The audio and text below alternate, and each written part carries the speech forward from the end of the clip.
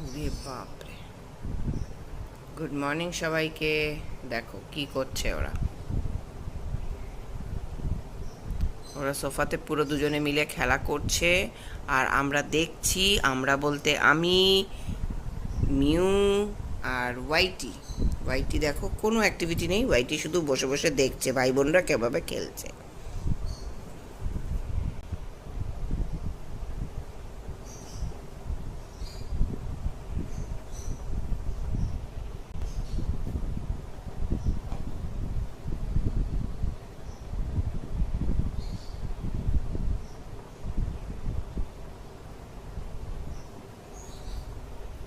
কি হোয়াইটি, তোমার কোনো বক্তব্য আছে এর মধ্যে? হুম, তুমি এখন ব্যস্ত ওদের খেলা দেখতে?